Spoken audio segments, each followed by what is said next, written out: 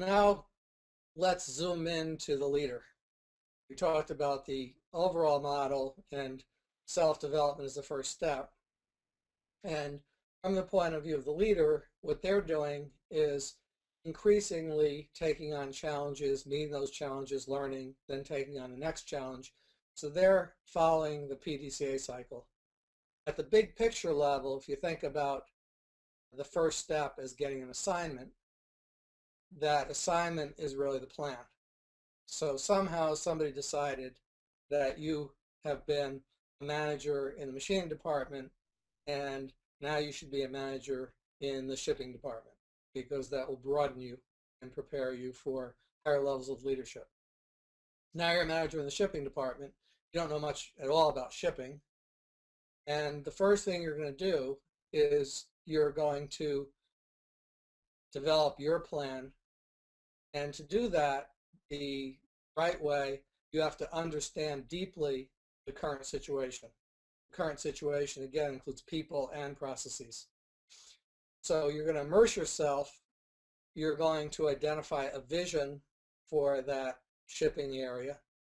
And you're going to understand by experiencing, living, hanging around, the gaps between where you think shipping should be and where it is today. One way you can do that is actually by doing the jobs, driving a forklift truck and loading a truck, or getting boxes and piling them up and setting them up for the next delivery.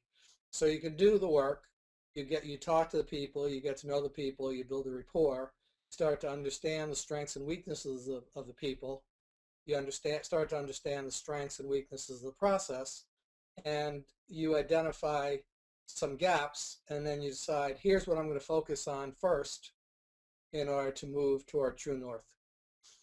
When you have that plan worked out, then you can actually start to lead others.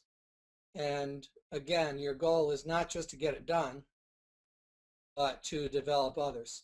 So they have to accept pieces of your goal and take them on as their challenges, as their personal challenges for their personal development. Again, that's another sort of skill set to teach people and motivate people to want to take on a challenge and to want to self-develop. When you've been doing that for a while and you make progress toward your goal, then you're going to want to reflect on how you're doing. Now, fortunately, if you have set up the system right, you'll have a coach. And the coach is going to help you to see how you're doing well and how you're not doing so well. They can show you your blind spots. So the coach is going to watch you. They know what should be happening. They know what you're trying to achieve. They know what types of paths are good paths and bad paths. And they're going to sometimes in subtle ways direct you toward the good paths. By subtle, I mean they might ask you questions, they might offer a challenge, but they're not going to do it for you, and they're not going to tell you exactly what to do. What the mentor is trying to teach you is the way of thinking. Remember, it's the thinking production system. So the thinking includes you have to understand the challenge you're trying to achieve and accept it. You have to get others to accept their challenge. You have to have a method for continuously improving, which is developing a plan, trying it, doing it, checking what happens, acting based on what you learn, and doing PDCA over and over again. You have to do it at the Gemba where the work is being done, so you have to go and see firsthand. You need to get the whole team involved, and you have to be respectful at every step of the process. So the mentor is checking that and also checking if you're making progress toward the results. But again, they're in the background. They're not doing it for you. The mentor may, in fact, in a mature system, be your boss. And they're trying to do to you what you're trying to do to the people who report to you, which is become a coach and teacher. This is an assignment that I'd like you to think about. In fact, you might even pause and write down some ideas. If you're with other people, you can discuss it as a group. That is, if you need to do what I'm talking about, which is self-development, to learn these values and to learn continuous improvement, what specific skills would you need to develop?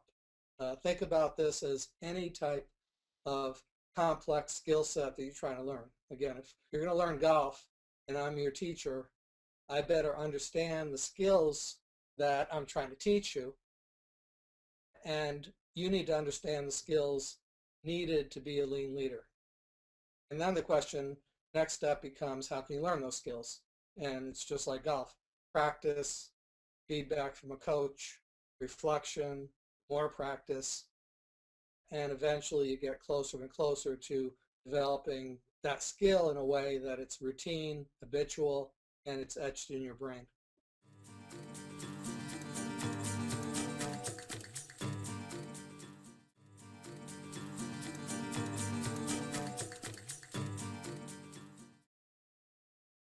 I'm sure if you've thought about this, you've got a lengthy list of skills, much more highly developed than mine. Let me summarize just a short list of what lean leaders need to learn. First, they need to learn to manage from the gemba. Go and see. And unfortunately, that's too often a lost art. And I think the original founders of companies were very hands-on, and they were at the gemba. Often the gemba was them plus a few people. And then as the company grew, the leaders got further and further away. They spent more time in offices and meetings looking at financial results, less time actually watching people work, finding gaps, and finding opportunities to train people. So that's a skill set that requires that you actually go to the place, carve out the time, and you have to learn some things about what to look for and how to behave when you're at the gemba. While you're at the gemba, you're developing yourselves and you're developing others. And first you have to understand the core values. And understand means not just you can read them off a card. It means that they become the way you are, the way you think. You're living the values. Toyota calls that the DNA. You have to have the DNA part of you, so it's perfectly natural that when somebody's doing work and you spot a mistake, rather than jump in and criticize and take over, you step back and you ask, what's happening? What's the problem? What can I do to help? So managing effectively from the gemba is being able to see and then responding in a way that moves the team forward instead of stops the team in their tracks. So you personally have to have a lot of discipline, in fact, more than the people you're trying to coach. The discipline is to keep yourself back from firing out either orders or solutions or criticisms, and follow a disciplined problem-solving process. First step in problem solving is always the same. What's the problem? It may seem obvious to you what the problem is. You still ask what the problem is, because often what's obvious is wrong, and also you want other people to think about the problem.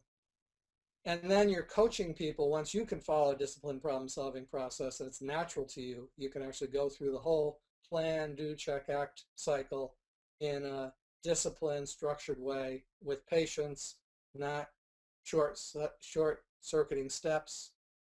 Then you can start to teach others. So for example, in Toyota, what they talk about is learning the problem-solving process, and then they talk about teaching it to others and call that on-the-job development, because the important teaching happens on the job. So you have to learn first the problem-solving method. In fact, they have courses, and a prerequisite to on-the-job development of others is learning yourself. You have to take the problem-solving course first. So you're at the point where you're learning to be a disciplined problem solver, a leader, and a coach, and then you're starting to develop others.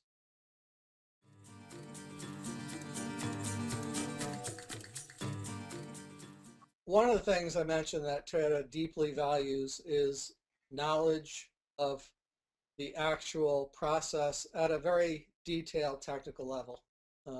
So if you come into Toyota and you're an engineer and you're assigned to body engineering, which is designing the steel body and understanding how dies are designed and understanding how the body is going to be shaped and stamping and the entire process. That's what you're going to focus on, probably for the first 10 years at least of your career, is learning to be a good body engineer. Once you've developed that depth, if your career path is determined to be a general manager, say, in body engineering, or a technical specialist in body engineering, you might stay there for the rest of your career. If there is a desire to promote you to a more general manager level or to a chief engineer, you'll move to a related specialty. Perhaps you'll move to in the design of the interior of the car. Again, you're going to spend years developing expertise. If you're in a factory, you'll be assigned to assembly and you'll spend 10 years there. But the point is that you're developing deep-rooted expertise, and Toyota says that without deep roots, the tree is very vulnerable. The first storm, it'll fall over. When you broaden, if you are selected as someone who has potential to lead at a more general level, and you broaden, next place you go to, you have a different challenge, which is now you have to more quickly learn the core technical issues, and you have to depend more on other people who have that deep technical knowledge that you don't have. So that is your next lesson, which is how to lead people when you're not really an expert at what they're doing. Again, you've learned how to become an expert so you can learn more quickly the basics of the technical process. But you're not going to have the depth, so you have to depend more on other people. So we call that T-type leadership. First the roots, then the cross of the T is not as deep.